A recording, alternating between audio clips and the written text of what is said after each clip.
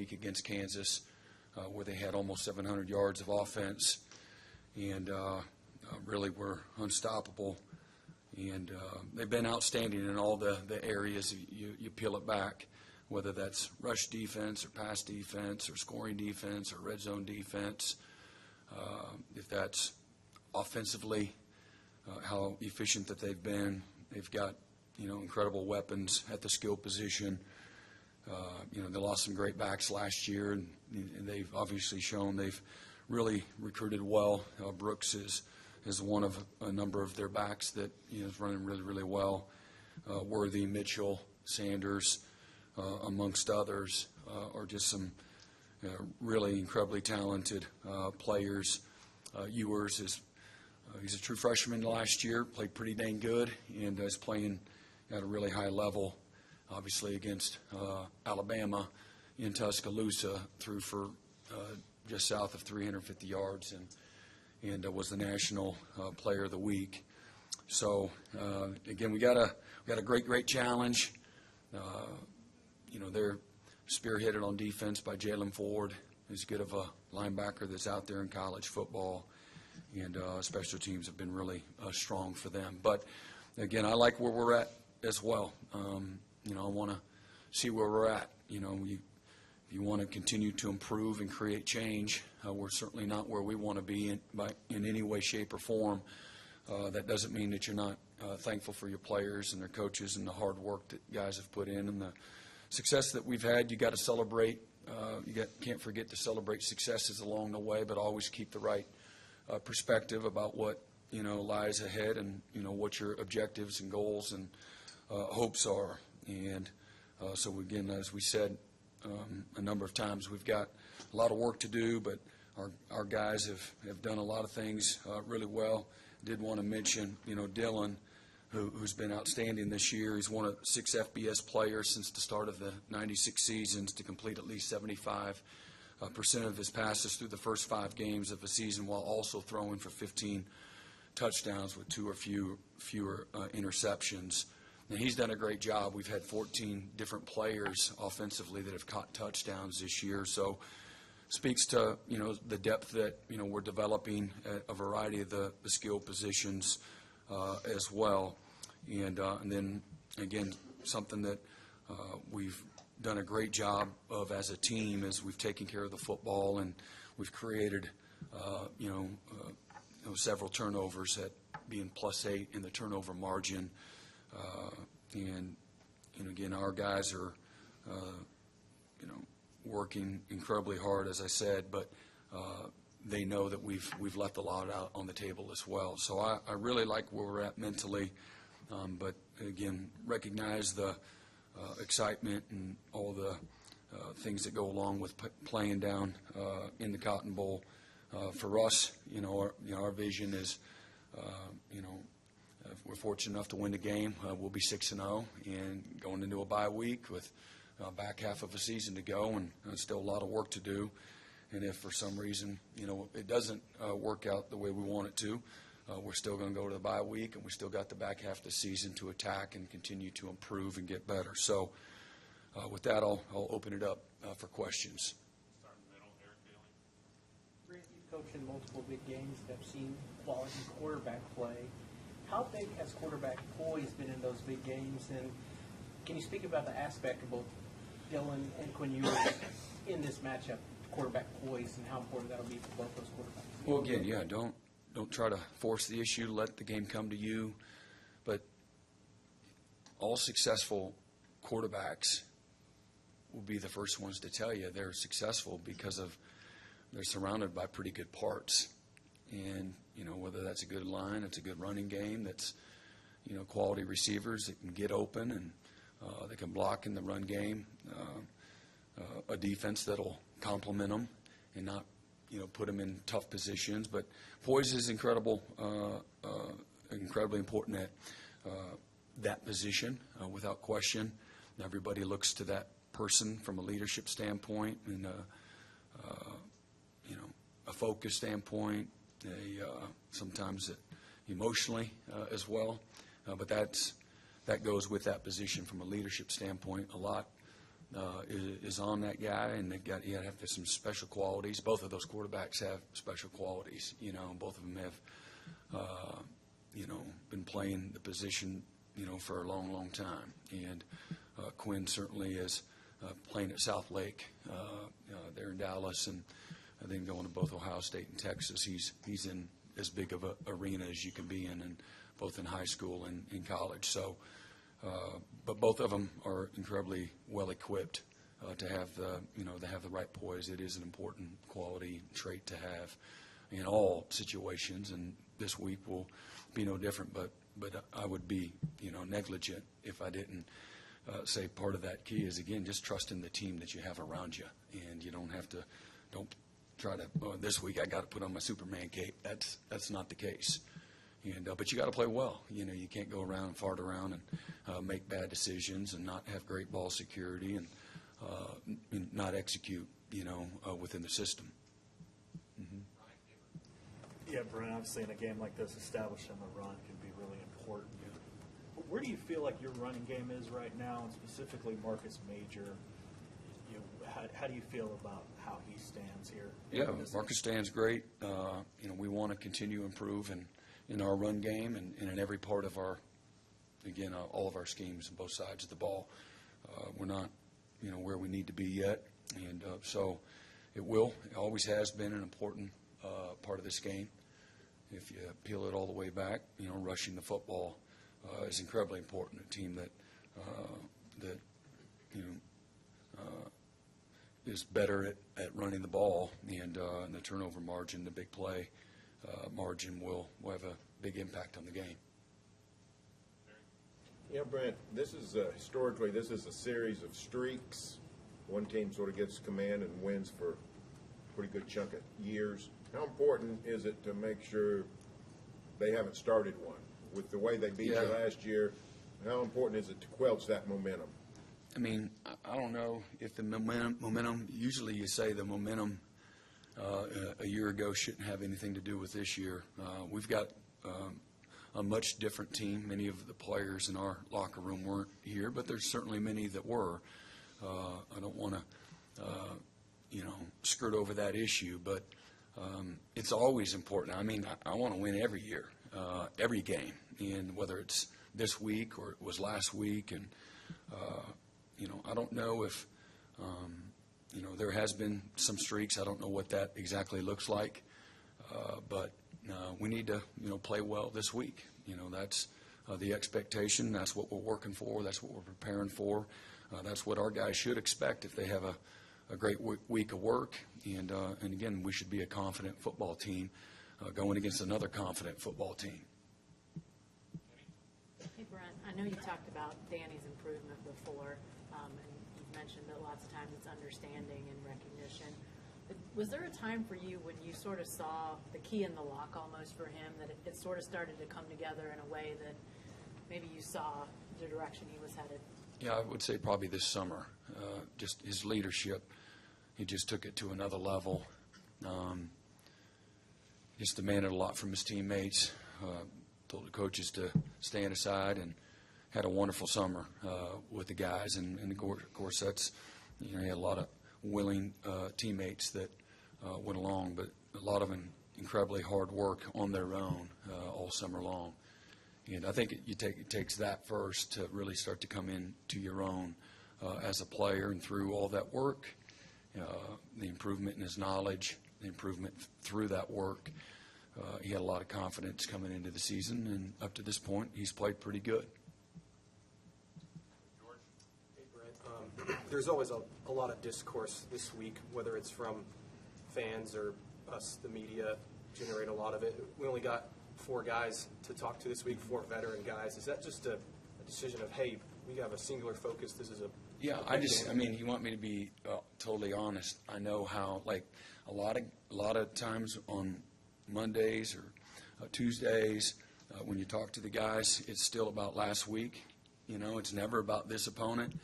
And this week is always my 13, 14 plus years experience is that we try to get somebody. That's how I see it, right, wrong, or indifferent.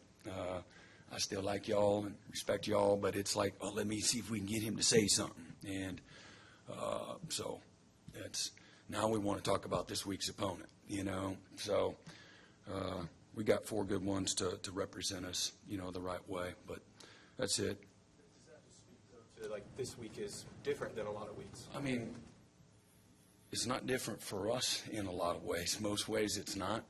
I do think that for the media, it's a bigger deal.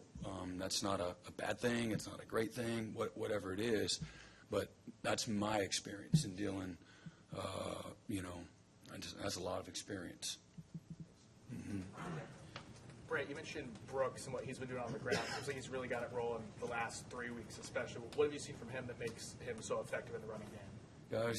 He's got a really good offensive line. They've got all 5 returning offensive linemen from a year ago, so very experienced. They're physical, well coached, know what they're doing. And then he's got strength, power, patience. He's got great pace. He plays really well behind his pads and runs with, you know, confidence. Your defense has been bolstered by, you know, a group of young players at every level of your defense that you're playing. What kind of impact are they having? And if you could take kind of a deep dive schematically, what Texas does on offense that makes them so efficient because they've been so good this year, could you talk about both those things, please? Yeah. Again, offensively, Coach Sarkisian does a wonderful job in his presentation and putting guys in position to be successful. He's had tremendous success for a long time, scheming and offensively does just, again, a wonderful job and got excellent players and knows how to get them the football. And it's both running and throwing, not just one or the other. What was your first question? You have all these young players that are playing, whether it's P.J. Thomas, whether it's your backup backers that get into the game, or Mason Thomas and Peyton Bowen's playing so much. What kind of impact is that having on your defense? Yeah, I mean, they're all hungry. I mean, it's many of the frontline guys, you know, if it's Deshaun McCullough or it's Jaron Canick, and guys that you just named. We got several first-year players. Some of them are a lot of them are young in their age, or maybe it's their first year as a transfer. But they're hungry, they're driven, they really feed off each other. We've got, you know, tremendous chemistry, respect. Guys are willing to take ownership of their own work, and both the good and the bad. And so that makes, you know, learning and teaching, getting better, improving a lot easier when guys get out of their own way. But they're a competitive group of guys, you know, some highly talented guys that have humility. They're really competitive. They're willing to work for what, you know, their opportunities. And again, we have an opportunity for exponential growth as a result. Brent, from the outside looking in, I think the thinking going into the season on the wide receivers was a lot of potential, but not so much proven track record behind Jaleel and Drake. That's fair. Yeah. As guys started to compete in fall camp and separate themselves, when did you start to recognize what you guys had, and what were those distinguishing factors for that group? Well, stay healthy.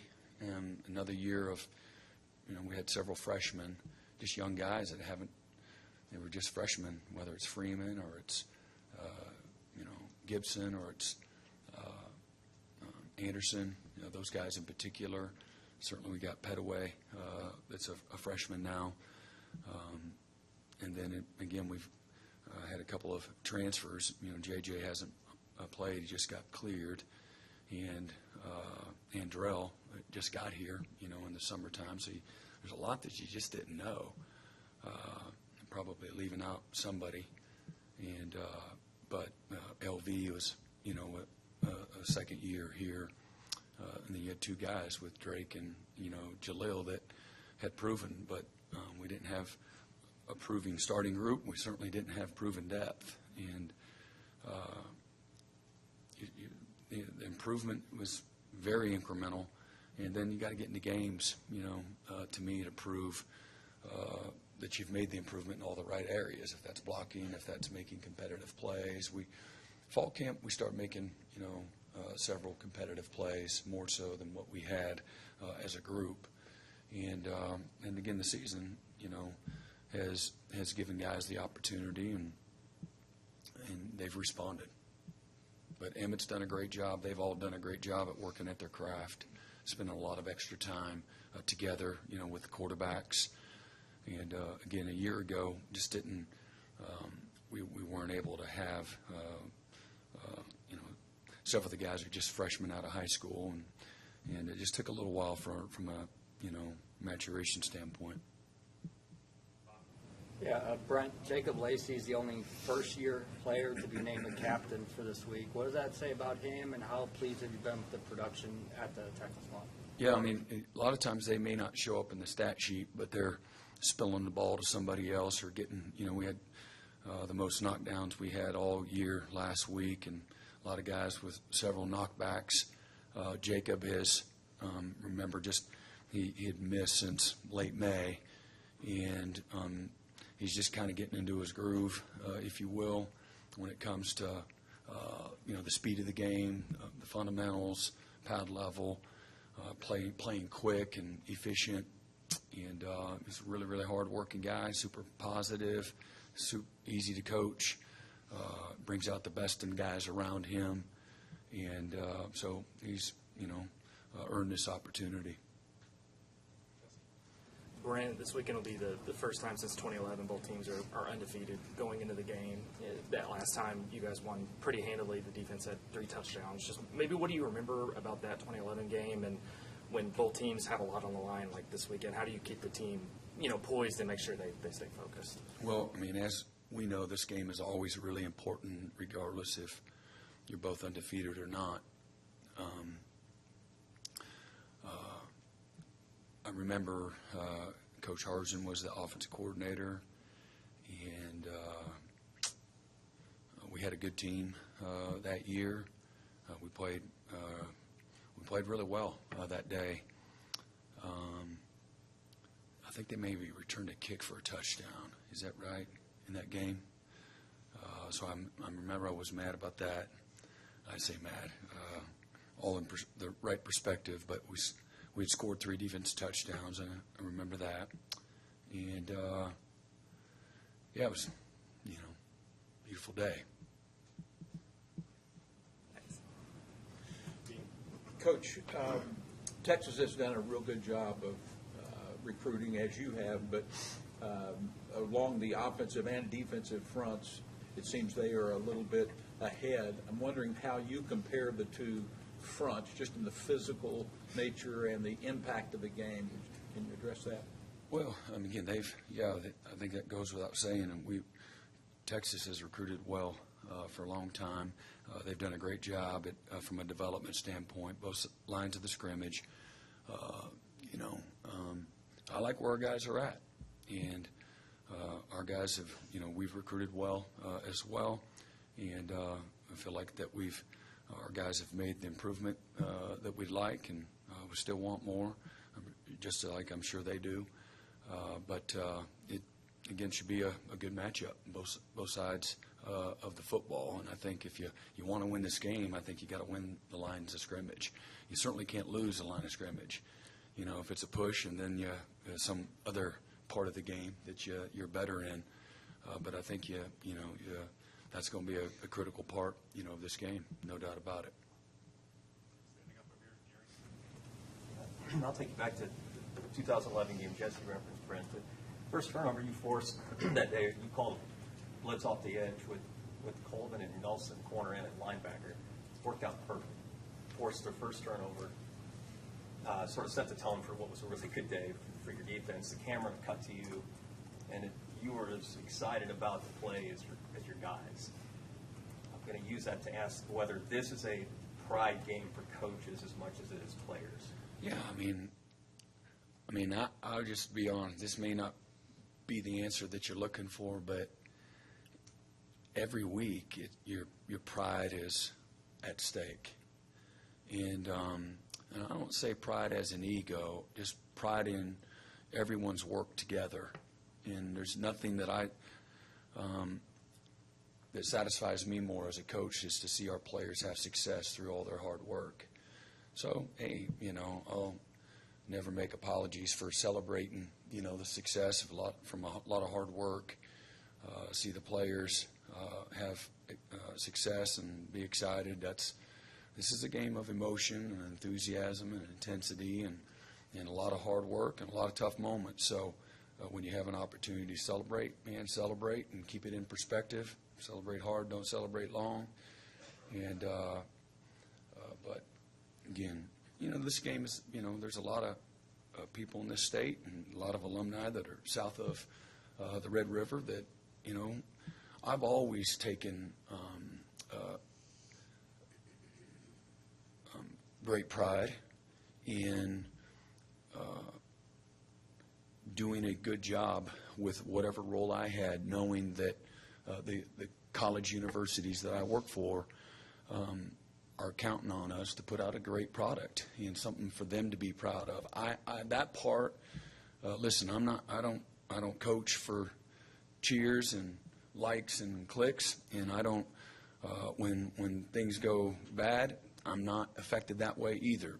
What I'm affected is when we're not putting a good product on the field, and I take pride in watching people have joy in watching our guys play with incredible effort, fundamentals, toughness, precision, with an edge, with class. I take pride in that.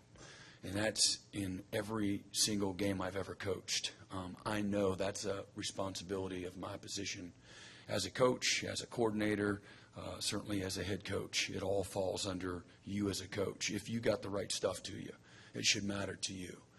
And so I live in this community. I live in this state. I've always, wherever I've been, it's home. It's not a job. It's home. And so I've always taken,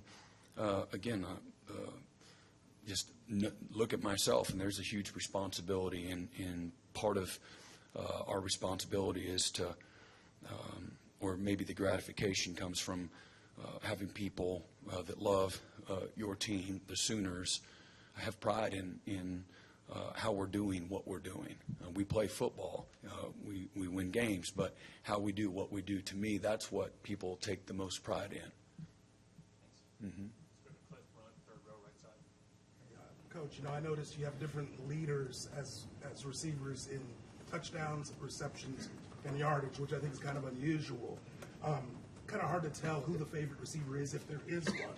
Is that more of a scheme, game plan type thing, or is that more of just Dylan having command out there? I think it's probably a little bit of both, but I think it's a credit to all the players getting open, and then I think Dylan having the poise to go through his reads and take advantage of where the openings are, if you will, and but I think all of it together, this great chemistry, great understanding by everybody involved, then everybody gets an opportunity to have some success.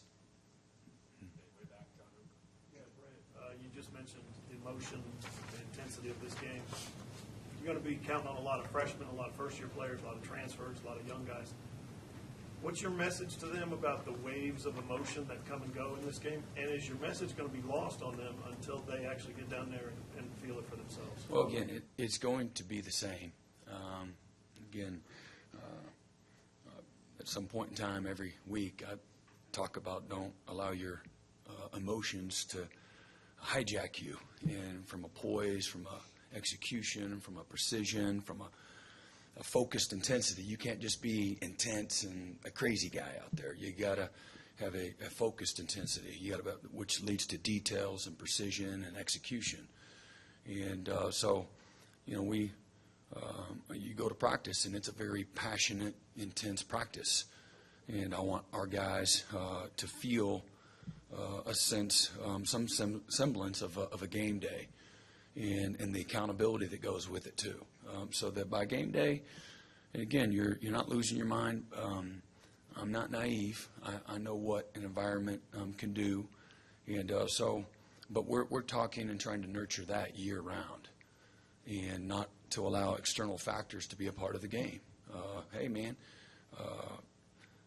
it should be a privilege to be in these moments where there's pressure and there's high expectations, but don't allow that emotion to hijack you and keep you from doing, what you need to do do your 1 of 11 on, one of those three parts of the game.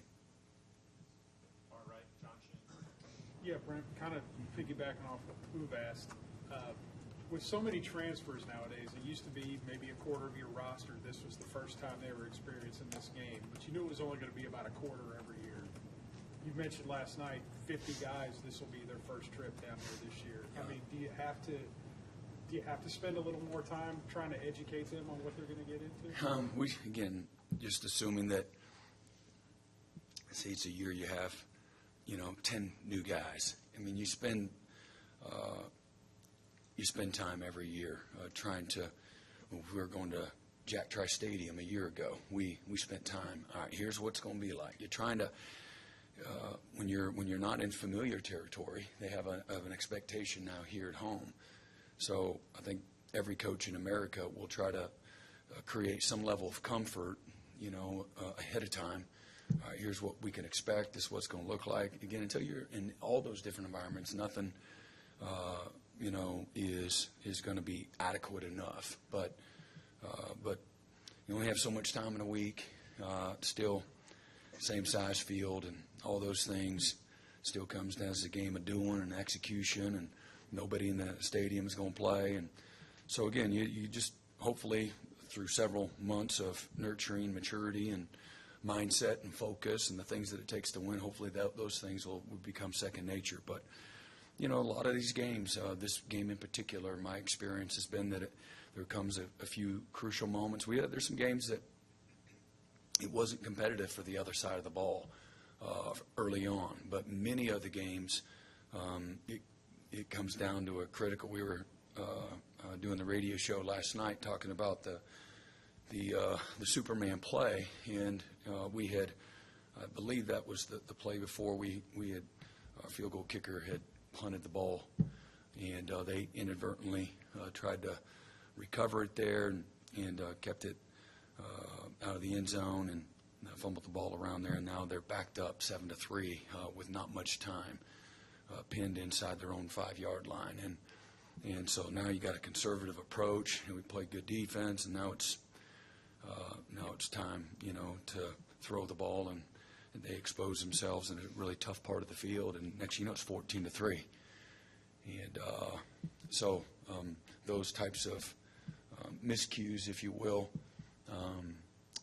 have been a big part of a lot of these games, and so having poise under pressure will be a big part of it this Saturday, and there'll be some of those pivotal moments and/or plays that'll be a big part from a momentum swing or a kind of seal the deal, if you will. Hey, Brandon's obviously a guy who's been on the other sideline of this thing. Just how important was it to get him acclimated last week? And Who? Brandon Thompson? Yeah. Just how important was it to get him acclimated last week? And, you mentioned not getting sidetracked by emotions. Just what are you looking for out of him in a game where there is an extra element for him? Yeah, just try to take away the burden of expectations. Again, you're one of 16 guys in a position group, and you get on the field, you're 1 of 11. Do your job, do it well, do it with toughness and precision and detail, no more, no less. And so you just try to get them to play with the right mindset. Someone who said that the reason I wanted to come here, a big reason was that he felt like this fit who he was more, the culture here. Obviously, don't want you to compare it to Texas, but just when you were talking to his family, to him, just what made you feel like he was going to be the right fit for what you guys do represent here? Well, we had a lot of coaches that had relationships with him and his family through the recruiting process. I knew of him coming out of high school, but talked to him and his mom, for 5 minutes, and immediately they're amazing people, and they would fit in any environment really well. Just great people. He's got a humble, hardworking mindset, incredibly talented, and he's been a great teammate. He's done everything we've asked him to do. Was a little snake bit with being a hamstring injury, but got great speed, very explosive, and he's nowhere close to what, we feel like he can be when it's all said and done. Brent, you mentioned being ready for the pivotal moments. Your kicking game, seems like Zach and Josh have had some ups and downs. Do you feel good about where that stands going into this game? Yeah, I mean, again, I look at it comparatively speaking. I think some of our parts in the kicking game has been really, really good, and so, a good offense helps the punter, right? A bad offense doesn't help the punter. A bad defense doesn't help the kicking game, and so I think our kicking game has been really solid through the first 4 games and 5 games, and have a chance, if we improve in some other areas, not having anything to do with Zach or Josh, we could be outstanding. And again, they've been really good. And like every other position on our team, there's room for improvement. And they'll be the first ones to admit that. But they've done a good job, and we're going to need them. They'll be a big part of this game without question. I know ahead of fall camp, but then again after the Iowa State game, you mentioned the middle eight and just the need for the team to improve their heading into this season. How do you kind of emphasize that in the off season, and what does that process look like? Yeah, it's just being focused. Not getting satisfied within the game. Understand being in the moment from a detail standpoint, an efficiency standpoint. Understand what's at stake. Creating momentum going into halftime, creating momentum coming out of halftime. There's statistical information that'll validate all of that, but, you get into, rhythm on either side of the ball. If you're lined up against that, that's a hard thing sometimes to stop. It's a real thing in sports. And so, to me, more than anything else, it's a mindset and it's a focus, being present in those moments. Both coaches and players, coaches are not immune to having a crappy series, of play calling. God, I put them in a bad call. Man, I got us in a bad start. That's a very, again, that's an obvious thing, but so everybody's got to have a real focus to them and all hands on deck mindset. Hey, Coach, when you look at Texas' receiver score, such as Mitchell and Worthy, what kind of skill sets are they bringing into this game? And, how are you planning on going after that pretty much in this game? Well, I'm still trying to figure that out. If he's got any ideas, let me know. They're really good. They're super fast. They're big, great hands. They play with great effort. I see great teammates. If they're not getting the ball, they're blocking, cracking, celebrating their teammates' success. I look at all that. I like to try to get to know an opponent. Feel like connected, so I can do a good job of when we're in our moments in the meeting room or on the practice field. I can adequately portray what our guys are getting ready to face. But these guys are home run hitters, man. They're the real deal. Excellent players. They're going to play the game a long time. And our guys are excited about the challenge. It's going to be a real challenge. And but I challenge our guys if we want to, because our guys know we haven't played fully to our capability. And if you want to get there, then you got to have challenge to create the change that you want. And so you need the challenge, and to see where we're at and get exposed and where we got to go to work at. But these guys are really, really good, and they're well coached. Over here, Brent. Our quarterback plays always big in a game like this. When people look at yours, they kind of think passing the football, but the last couple of games, he's ripped off some pretty good runs, and people probably don't think of him that way. Just kind of talk about the challenge of dealing with that, along with the receivers, the running back, everything else they have on offense. Yeah, they're, again, incredibly efficient. They're in the RPO world, like everybody in college football, and they're really good at all the spots. So it's hard for you to like, all right, let's take these guys away and let's make them count on this. You know, you have several games. Well, let's cut the head off the snake. Whatever they got all kinds of them. You know, everywhere. It's not coach speak. They're really good and talented, and there's not an area that we don't have to play well. We need to play well everywhere.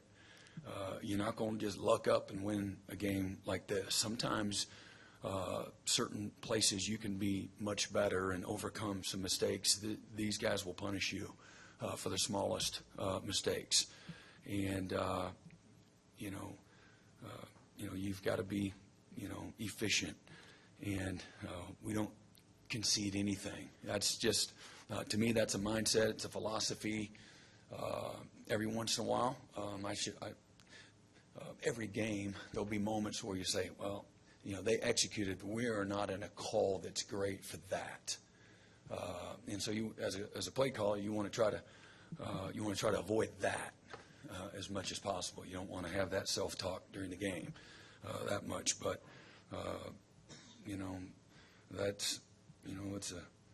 that's kind of the, I don't know if it's a chess match, but there's run defense or pass defense or situational defense, both sides of the ball. It's got to be really good. If we're in zone, we got to be tight. We're in man, we got to be tight. You can't give these guys space anywhere. They just chew you up. It's again a great challenge.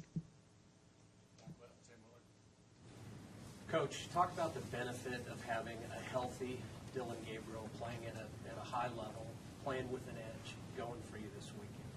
Yeah, I think it's just good for our team this season. He's been a huge part from a leadership standpoint and again, an efficiency standpoint where we're at right now through 5 games. Couldn't ask for much better. You'd have to be pretty dang picky to find some places, but he's done incredibly well. He's made improvement. He's making great decisions. Again, playing with great confidence. Still having the humility and the respect for what it takes to be successful. Again, he practices with a game-like mentality, and it shows up. He's been playing within the system and trusting people around him. And again, the surrounding supporting cast has been playing well as well. But again, every week is a season of its own, and it's a best of one. And so, you got to start completely over, and this is a game of doing. And so, that's the rearview mirror. The first 5 games, he should be confident because of the work that he's put in and the success that we've had. But every week you got to start over, and regardless of if you've not done well or you've done well, you got to have a best of one mentality. Another thing with Dylan, Brent, with what you've been able to do with him in the run game, is that just a natural evolution of the offense, or something you've always envisioned, or is it a way to kind of kickstart the run game as a whole? No, it's I think most good offenses that you see out there today have some element of that.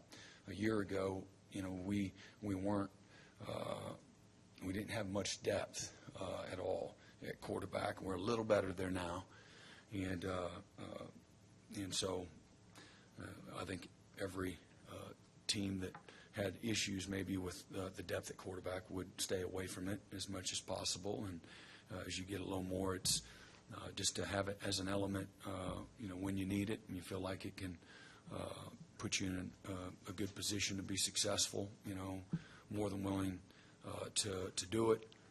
Defenses will be the first one to tell you, that design quarterback run with somebody that can also throw the ball it's a tough challenge. And, he's got good enough instincts to be, to hurt you that way.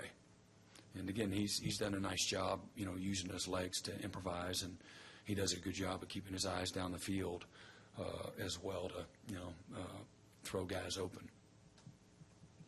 All right, y'all have a good one.